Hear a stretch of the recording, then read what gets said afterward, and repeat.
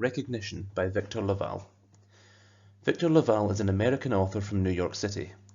He has written 4 novels, 2 novellas, and numerous short stories. Recognition was written as a part of the New York Times fiction series The Decameron Project, a collection of short stories inspired by and written during the COVID-19 pandemic. As you read, take notes on how the narrator feels when she talks to or thinks about Myrta.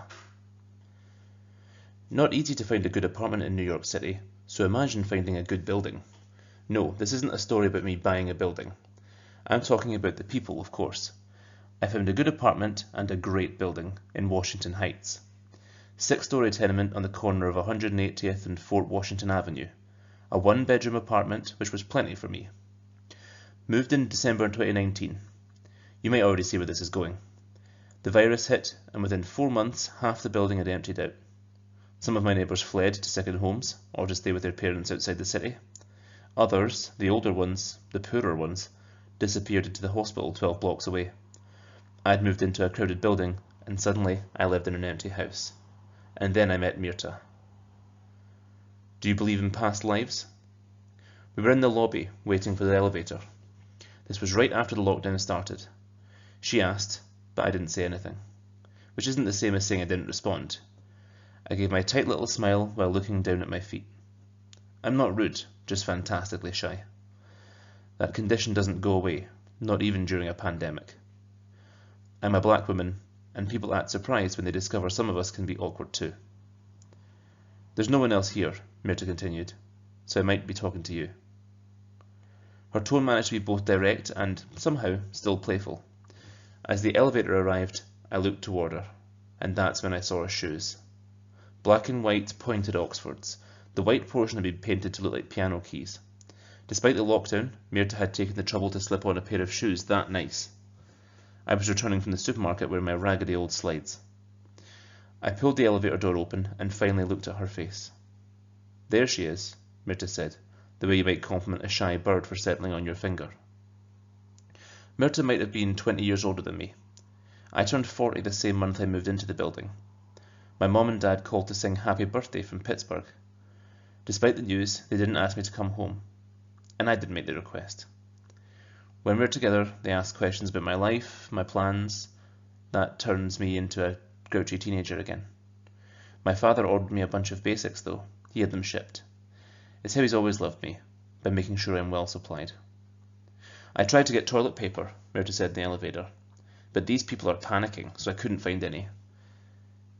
They think a clean butt is going to save them from the virus. Myrta watched me. The elevator reached the 4th floor. She stepped out and held the door open.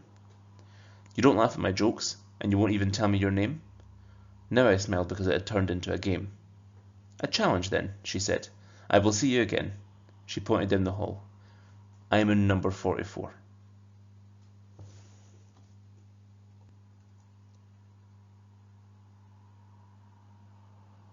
She let the elevator door go, and I rode up to the 6th floor and packed the things I bought.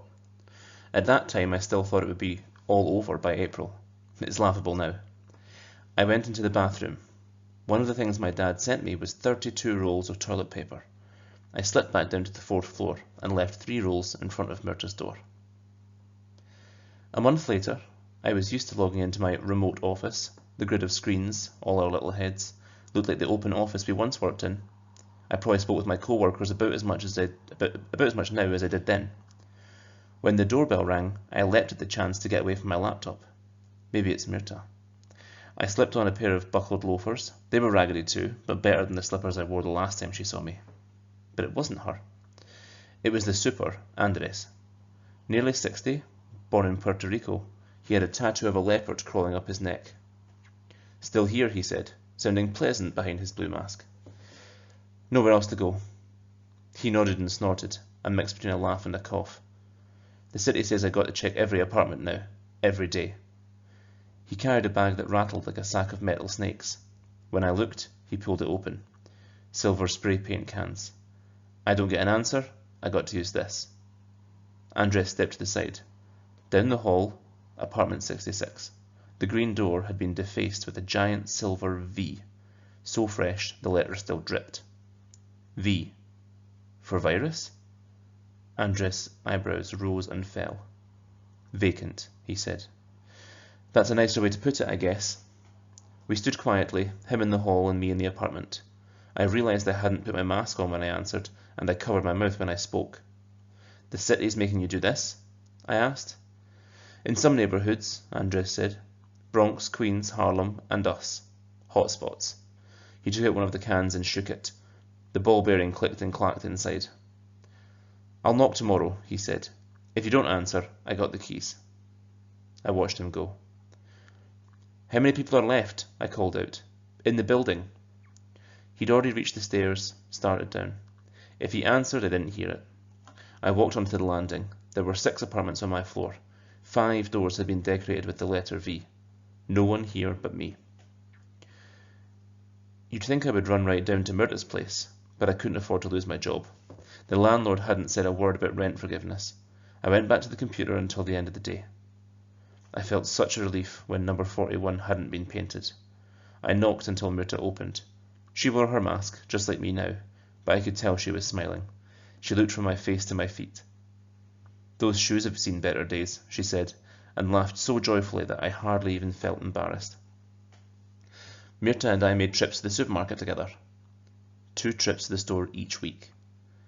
We walked side by side, arm's length apart, and when we crossed paths with others, we marched single file. Myrta talked the whole time, whether I was next to her or behind her.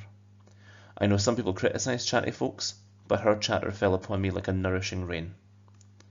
She came to New York from Cuba, with a short stay in Key West, Florida, in between. She'd lived in Manhattan, from the bottom to the top, over the span of 40 years. She played piano and idolised Perugin, had performed with Chucho Valdés, and now she gave lessons to children in her apartment for $35 an hour.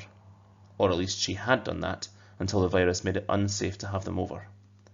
I missed them, she said, every time we talked, as 4 weeks became 6, and 6 became 12. She wondered if she'd ever see her students and their parents again. I offered to help set up remote piano lessons. I'd used my jobs account to set up free chat sessions for her. But this was 3 months in, and Myrta had lost her playful ways. She said, the screens give the illusion that we're all still connected, but it's not true. The ones who could leave, left, and the rest of us, we were abandoned. She stepped off the elevator. Why pretend?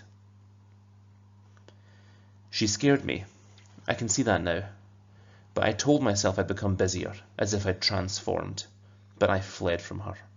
We were all living on the ledge of despair, so when she said it, we were abandoned, why pretend? It was as if she'd spoke from down in that pit. A place I found myself slipping into often enough already.